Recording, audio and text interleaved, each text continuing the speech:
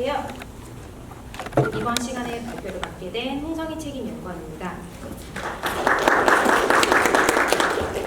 이번 시간에는 클라우드 기능을 통하여 랜섬웨어를 대응할 수 있는 방법을 시연 또는 발표로 설명해 드리도록 하겠습니다. 먼저 저희 클라우드 기능을 설명드리기에 앞서서 랜섬웨어에 대해 간단히 설명을 드리도록 하겠습니다. 랜섬웨어는 알고 계시겠지만 신뢰할 수 없는 사이트나 스팸 메일 또는 파일 공유 사이트를 통해서 유포가 되고 문서들을 암호화시키는 악성 프로그램이라고 칭할 수 있겠죠. 저희가 그래서 랜섬웨어에 대한 피해 사항을 확인해 봤을 때 감염된 기업 중 72% 정도는 최소 2일 동안 데이터에 접근을 할 수가 없었고, 감염된 기업 중 32%는 5일 이상 데이터에 접근을 할 수 없었기 때문에 업무의 효율성이 많이 떨어진다고 합니다. 또한 저희가 미국 정보 보안 업체 코모도 SSL을 통해 통계치를 확인해 봤을 때 피해 기업 중 70% 정도가 요구액을 지불하였고, 랜섬웨어로 인한 손실 데이터를 복구하기 위해 42% 정도가 복구를 진행하였다고 합니다. 또한 피해 기업의 50%는 만불에서 4만 불 정도 지불을 하여 복구를 진행하였다고 나타나고 있습니다. 그럼 지금부터는 랜섬웨어 공격 절차를 설명드리도록 하겠습니다. 먼저 스팸 메일이나 신뢰할 수 없는 사이트를 통해 유포가 되고, 그 다음 악성 파일이나 악성 코드가 다운로드가 된 다음에 사용자분들의 PC에 모든 드라이브에 있는 문서를 스캔을 하거나 스캔을 다 한 뒤에는 감염을 진행하도록 하는 겁니다. 근데 랜섬웨어가 모두 다 감염이 다 진행이 된 후에는 랜섬웨어 경고창이 발생을 하면서 마무리가 되고요. 그 이후에 데이터 복구를 위해서 비용을 지불하게 됩니다. 그리고 저희가 하나 더 말씀을 드리자면, 랜섬웨어가 감염되는 방식이 총 두 가지가 있는데요. 첫 번째는 프로그램을 통해서, 그러니까 랜섬웨어의 프로그램이 다운로드가 돼서 문서들을 암호화시키는 방법이 있고요. 두 번째로는 파일 리스 형태로 사용자 PC에서 이제 프로그램이 다운로드 되지는 않고 사용자 PC의 사용 중인 프로세스에 악성 코드가 삽입이 돼서 해당 프로세스가 변조가 됨으로써 정상적인 프로세스처럼 보이지만 explorer.exe라든지 notepad.exe가 작동이 되면서 문서를 암호화시키는 그러한 방식을 요즘에는 사용한다고 합니다. 그렇다면 지금부터는 앞서 설명드린 감염 방식에 따른 클라우드 기능으로 대응할 수 있는 방법을 시연을 통해 설명드리도록 하겠습니다. 클라우드 기능을 통해 랜섬웨어를 대응할 수 있는 방법은 총 4가지가 있습니다. 첫 번째는 화이트리스트로 차단, 두 번째인 IO 패턴 차단, 세 번째는 자동 버전 관리, 네 번째는 백업이 있는데요. 이번 시간에는 제가 화이트리스트로 차단과 IO 패턴 차단, 자동 버전 관리에 대해서 시연을 통해 보여드리도록 하겠습니다. 마지막으로 백업은 다음 시간에 저희가 시연을 통해 보여드리도록 하겠습니다. 먼저 화이트리스트로의 차단 중 저희 쪽 기능이 두 가지가 있는데요. 첫 번째는 프로그램에 의한 화이트리스트입니다. 이 프로그램에 의한 화이트리스트는 저희 기능 중 디스크 락에 해당되는데요. 이 디스크 락은 앞서 설명드린 감염 방식 중 프로그램을 통해 문서를 암호화시키는 랜섬웨어에 대해 대응하실 수가 있는 기능입니다. 그중 디스크 락을 간단하게 설명을 드리면 디스크별로 프로그램의 입출력을 제어할 수 있는 기능인데요. 그 중에 화이트리스트 기반으로 정책을 설정을 하게 될 경우에는 좀 더 랜섬웨어에 대해 모두 다 차단을 할 수가 있습니다. 제가 화이트리스트에 대해 간략하게 설명을 드리면, 중앙 문서함에 있는 문서에 대해 입출력 허용하는 프로그램을 설정을 해 두시면 해당 프로그램만 중앙문서함에 있는 문서 입출력을 허용하게 되는 것이고, 그 외의 프로그램은 차단이 되기 때문에 읽기나 쓰기가 불가능하게 됩니다. 그렇기 때문에 랜섬웨어에 있는 프로그램은 허용된 프로그램이 아니므로 입출력이 차단이 되면서 랜섬웨어에 대해 대응을 하실 수가 있는 거죠. 그럼 제가 지금부터 시연을 통해서 한번 디스크락을 통한 화이트리스트로 대응할 수 있는 부분을 보여드리도록 하겠습니다. 잠시만요.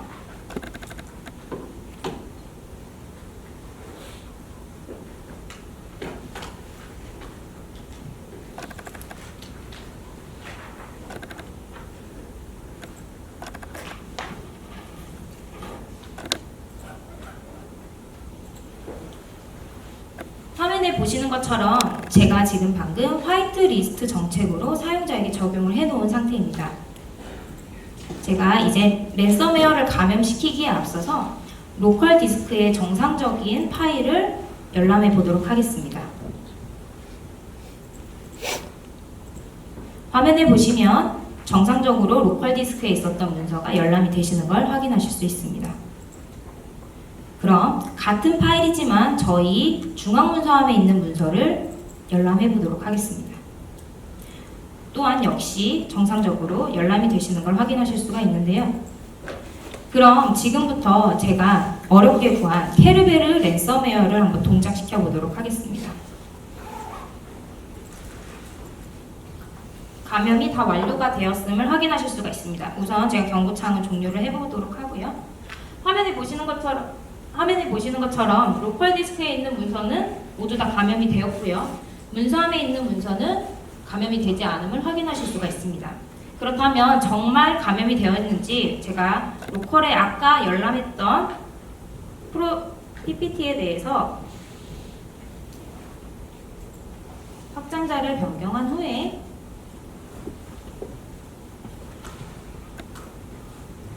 열람을 해보도록 하겠습니다.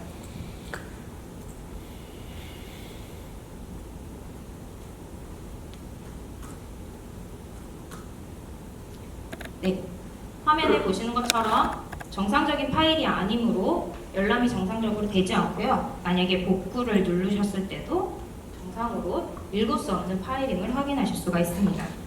그렇다면 정말 문서함에 있는 문서도 감염이 되지 않은 건지 확인을 해보도록 하겠습니다. 네, 아까와 같이 똑같이 정상적으로 문서가 열람이 되고 있는 것을 확인하실 수가 있습니다.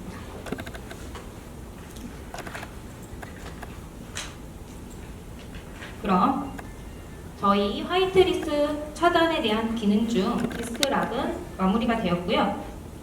두 번째로 DLL 파일에 대한 화이트리스트에 대해 설명을 드리도록 하겠습니다.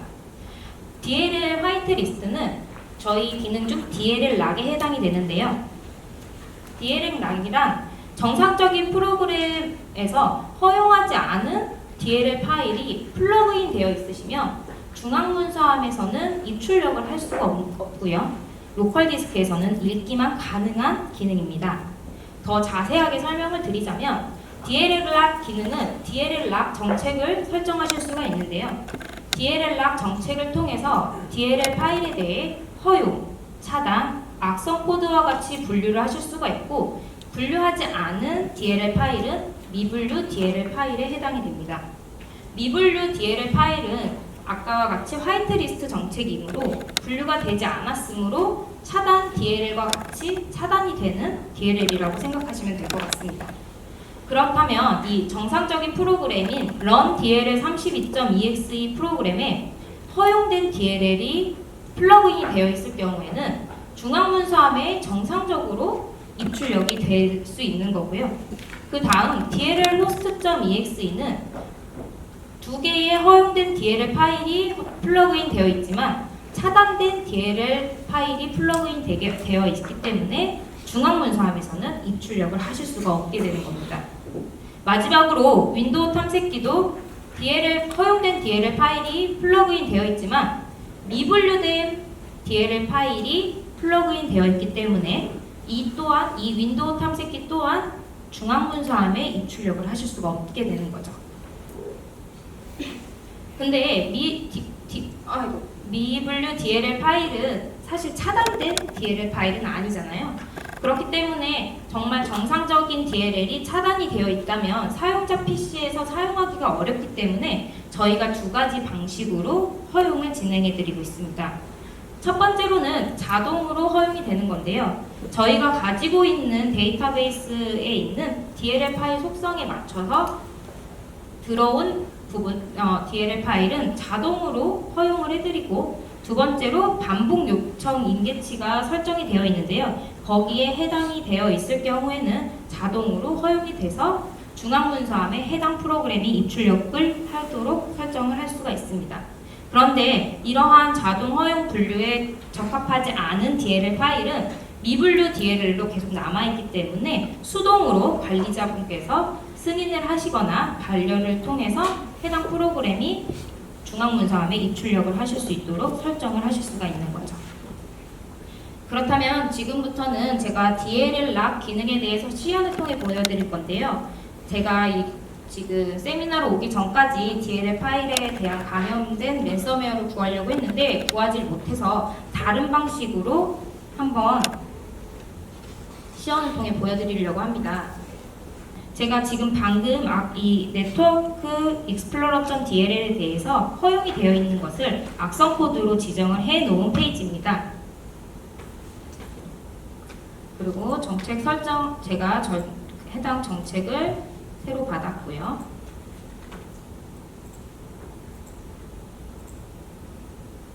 이 부분은 네트워크 디스크인데요. 이 네트워크 디스크에 있는 PPT 파일을 복사하여 붙여넣기를 하였을 때 화면에 보시는 것처럼 정상적으로 복사가 되지 않음을 확인하실 수가 있습니다. 그렇다면 이게 정말로 DLL 파일이 차단이 되었기 때문에 복사가 안 되신 건지 확인을 위해 제가 해당 파일을 허용해 보도록 하겠습니다. 동일하게 관리자 페이지에서 악성 코드 해제 버튼을 클릭하시고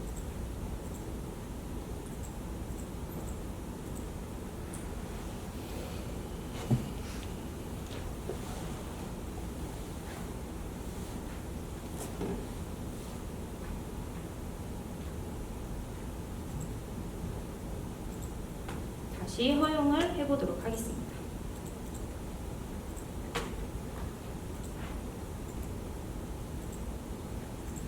아까와 같이 똑같은 PPT 파일을 복사하여 붙여넣기를 시도해 보도록 하겠습니다. 화면에 보시는 것처럼 DLL 파일을 허용했기 때문에 정상적으로 네트워크 디스크에서 중앙문서함으로 복사가 됨을 확인하실 수가 있습니다.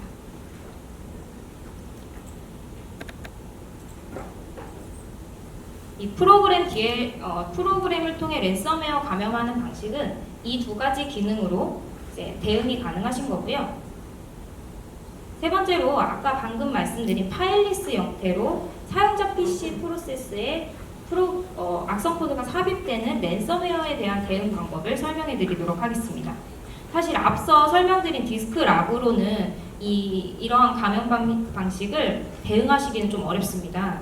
그 이유는 중앙문서함에 허용되어 있던 허가된 프로그램이 변조가 만약에 될 경우에는 디스크 라그를 통해서는 제어하기가 힘들기 때문에 저희가 IO 패턴 차단이라는 기능을 개발해 보았습니다.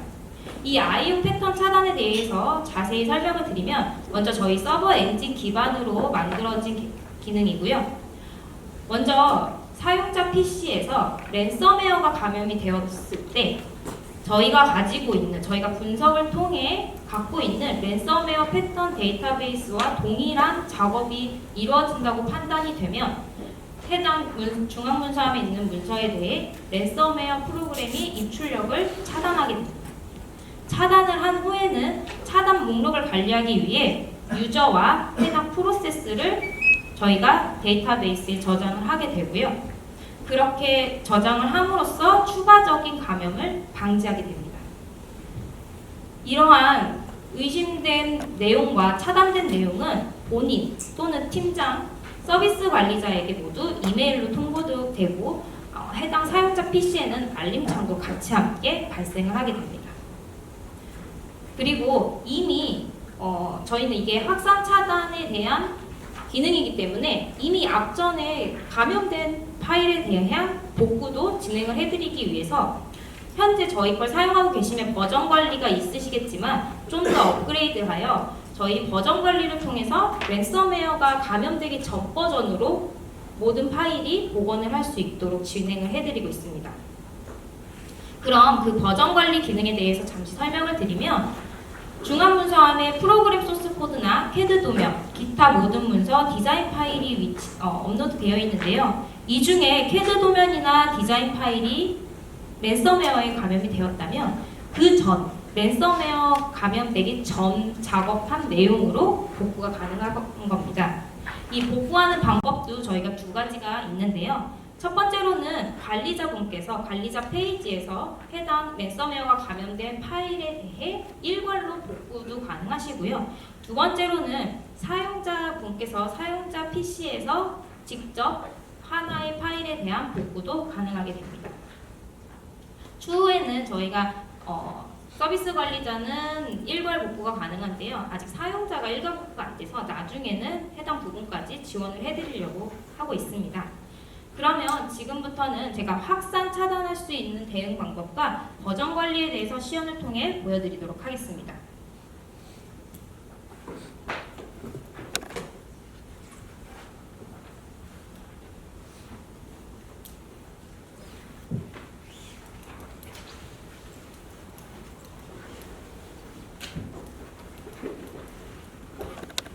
IO 패턴 차단에 대해서 시연을 보여드릴 건데요. 파일리스 형태이다 보니까 랜섬웨어를 저희가 이 시연을 통해 보여드리기가 어려워서 아까 설정해드렸던 케르베르 프로그램을 이제 실행해서 보여드리려고 하는데 아직 저희 해당 문서함이 입출력을 차단시켜놨기 때문에 모든 프로그램에 대해서 입출력을 하실 수 있는 정책으로 변경을 해드리도록 하겠습니다.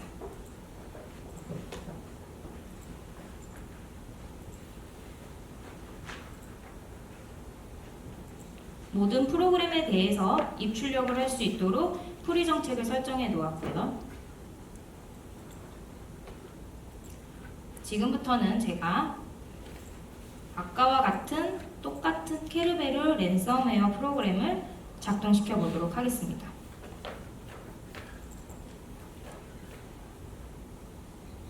잠시만 기다려 주시면 아까와 같이 랜섬웨어가 감염이 되면서 감염이 다 완료되면 해당 부분에 대한 경고창도 발생하게 될 것입니다.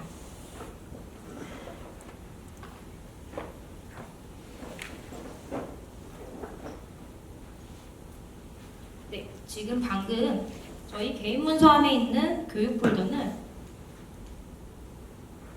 문서가 암호화가 되고 있음을 확인하실 수가 있습니다. 아직 개인 문서함 바로 밑에 있는 이 파일들은 아직 감염이 되지 않고 있는데요. 경고창이 아직 발생하지 않았기 때문에 랜섬웨어가 완료가 된 상태는 아닙니다.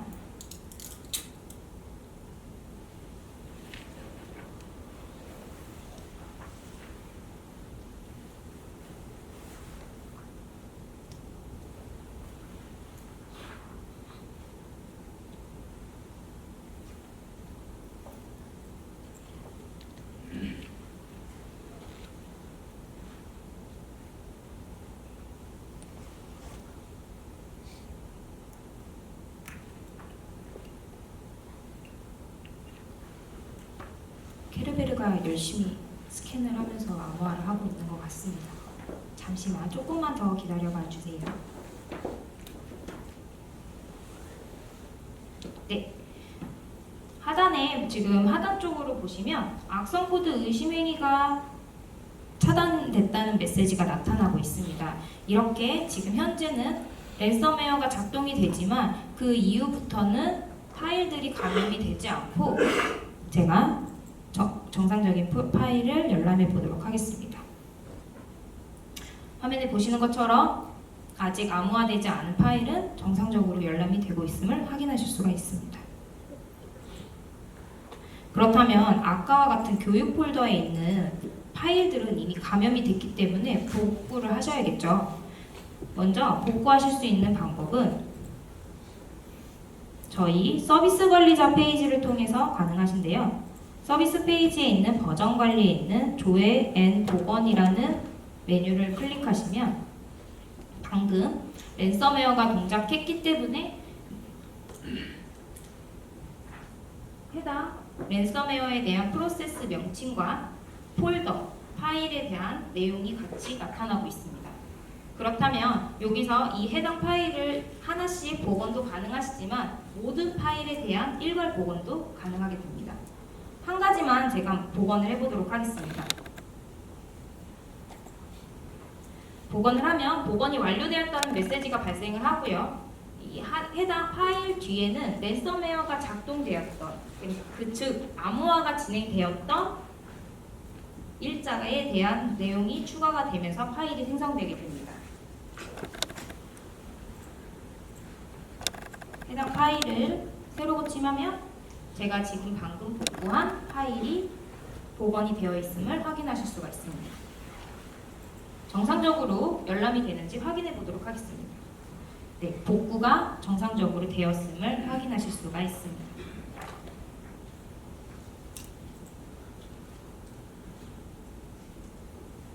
이렇게 지금까지 제가 랜섬웨어를 대응할 수 있는 클라우드 기능에 대해 3가지에 대한 내용을 모두 다 시연을 통해 설명을 드렸습니다. 마지막으로 총 정리를 해보자면 저희는 완벽한 화이트리스트 방식을 통하여 랜섬웨어를 대응해드리고 있습니다. 즉 앞서 설명드린 것처럼 디스크 락 기능과 DLL 락 기능을 통하여 대응하실 수가 있고요. 두 번째로는 랜섬웨어의 한 발 앞선 대응을 해드리고 있습니다. 저희는 이제 문서 종류에 관계없이 버전 관리를 해드리고 있기 때문에 피해를 최소화시켜 드릴 수 있습니다. 세 번째는 디스크 I/O 패턴과 같은 지능적인 기반을 통해서 입출력을 차단함으로 대응을 해드릴 수가 있습니다. 마지막으로 아직 제가 발표는 다음 시간에 하지만 유연한 사후 대응을 통한 백업 방식을 통하여 유연하게 사후 대응을 하실 수 있도록 도와드리고 있습니다. 이로써 저희의 발표는 모두 다 마치고요. 앞으로도 저희 넷아이디는 고객사의 피해를 최소화시키기 위해 열심히 노력하도록 하겠습니다. 감사합니다.